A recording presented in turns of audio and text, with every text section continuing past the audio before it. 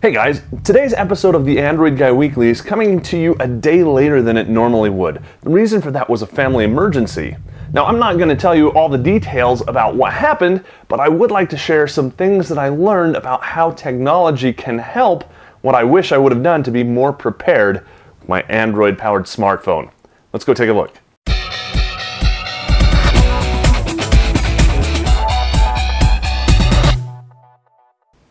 So we're going to talk about two kinds of emergencies to prepare for. One that involves you, where you can't answer for yourself. The other one that involves someone else, where you are there answering medically relevant questions for them. It would be a good idea if you had a bunch of information so you could answer those questions accurately. So in the first scenario, let's say you've been in a car crash. You're unconscious. First responders are on scene. They know who you are because they've checked your driver's license, but they don't know who to contact and they don't know if you have any allergies or anything that they should be aware of. What do? Well, there's your smartphone. They pull it out, they look at it. They might not have an Android. They might use an iPhone. They might have an old feature phone or Windows phone. They've got to open up your phone, find your contacts app, I hope it's somewhere close, find your ICE in case of emergency contact that hopefully you've put in there, and then make a call. Now, that's an awful lot of assumptions, and honestly, they can figure it out. My 4-year-old can figure out any smartphone out there. So they can figure it out, it's just going to take time.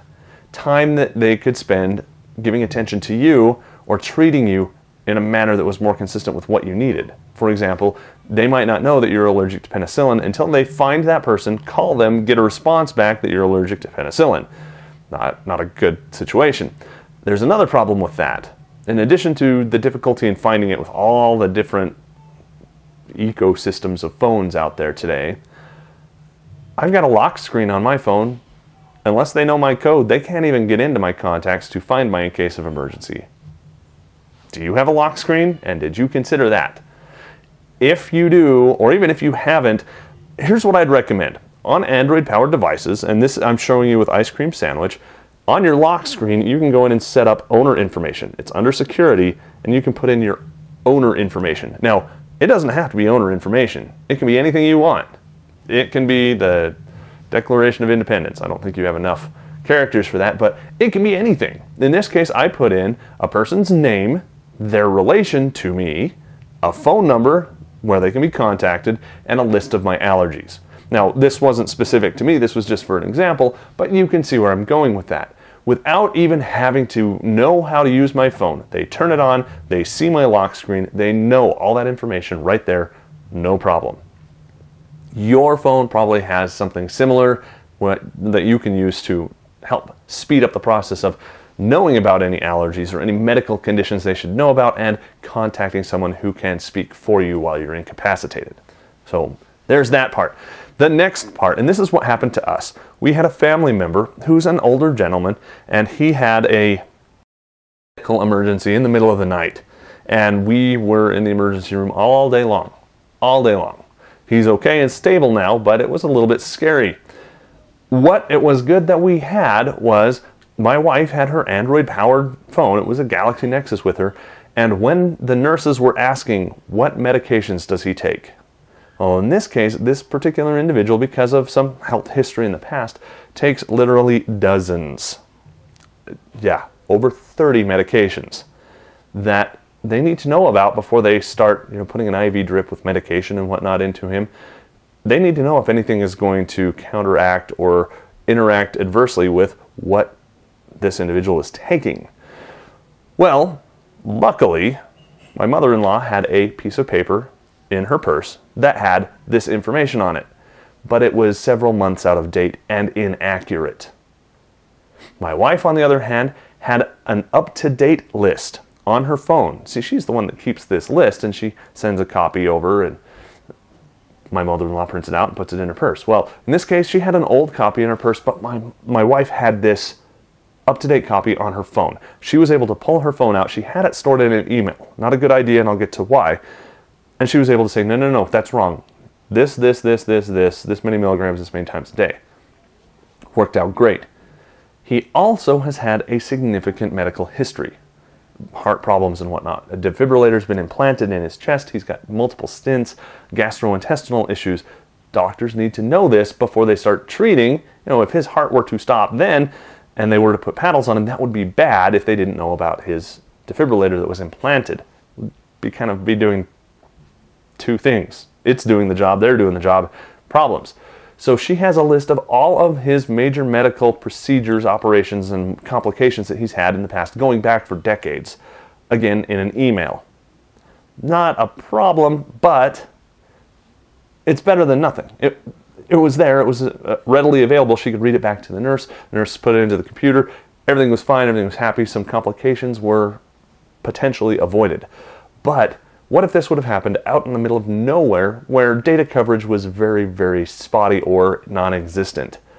She can't get to the cloud to get this document, to get this email, whether that's Google Docs, whether that's Dropbox, whether that's just storing it in Gmail and doing a search.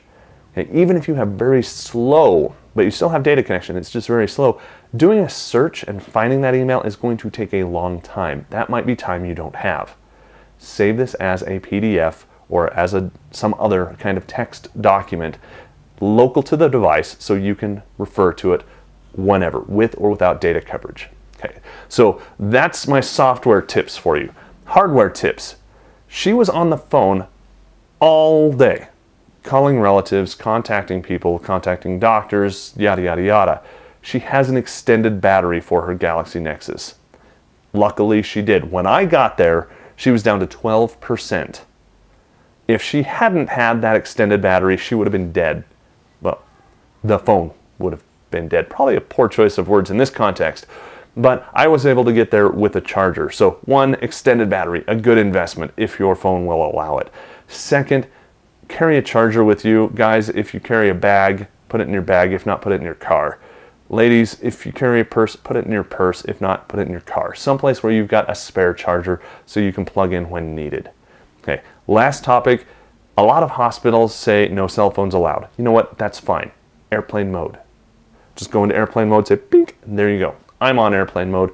My signal isn't interfering with your equipment, so I'm just here reading off this as if it's an ebook at this point.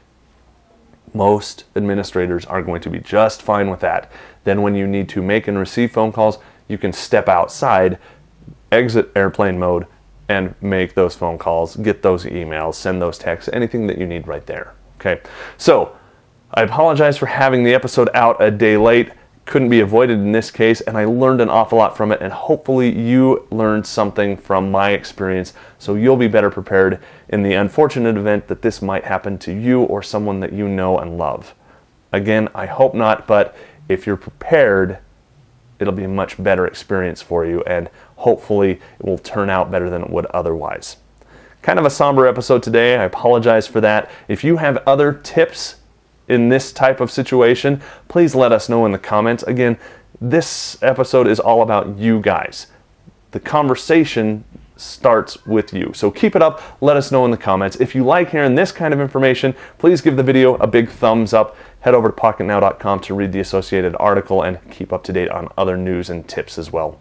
For Pocketnow and the Android Guy Weekly, I'm Joe Levi.